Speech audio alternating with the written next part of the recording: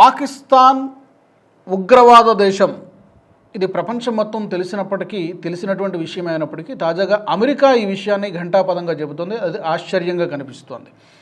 రీసెంట్గానే Tulsi Gabbard, national intelligence director అయినటువంటి Tulsi Gabbard ఒక రిపోర్టు అక్కడ అమెరికాకి అధ్యక్షుడికి సబ్మిట్ చేయడం జరిగింది. ఆ రిపోర్ట్లో కూడా అమెరికాకి భవిష్యత్తులో న్యూక్లియర్ థ్రెట్ ఏ దేశం నుంచి ఉంది అని ఒక 5 దేశాల పేర్లు చెప్పింది. ఈ 5 దేశాల్లో పాకిస్తాన్ కూడా ఉంది. పాకిస్తాన్ ఎవరు ఊహించినటువంటి శత్రువు అమెరికాకి. ఈ విషయాన్ని తులసి గబార్డ్ బాంబు పేల్చినట్టు పేల్చారు.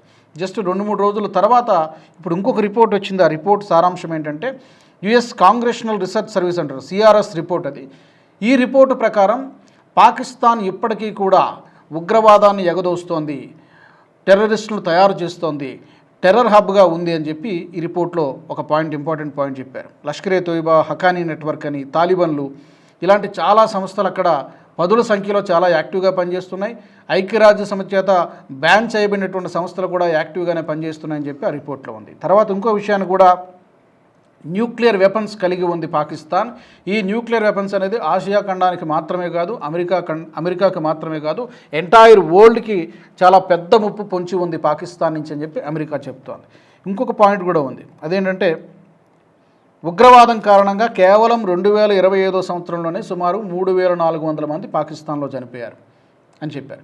అందుకని రీసెంట్గా వచ్చినటువంటి గ్లోబల్ టెర్రరిజం ఇండెక్స్లో పాకిస్తాన్ టాప్ ప్లేస్లో ఉంది, అంటే నెంబర్ 1 పొజిషన్లో ఉంది. అది కూడా ఈ మధ్యన వచ్చింది, ఈ ఒక 3-4 రోజుల కిందటే వచ్చింది అది కూడా. తర్వాత విక్టిమ్ ఆఫ్ టెర్రరిజం అనేది కూడా చెప్తున్నారు. అంటే దీంట్లో విక్టిమ్ కార్డు అనేది ప్లే చేస్తున్నారు. ఉగ్రవాదం కారణంగా ఎక్కువ మంది చనిపోయారు ఎక్కడంటే అది కూడా పాకిస్తాన్లో. మరి దీనికి ఎవరిని నిందించాలి? తయారు చేసింది ఎవరు? ఉగ్రవాదాన్ని ఫండింగ్ ఇచ్చింది ఎవరు?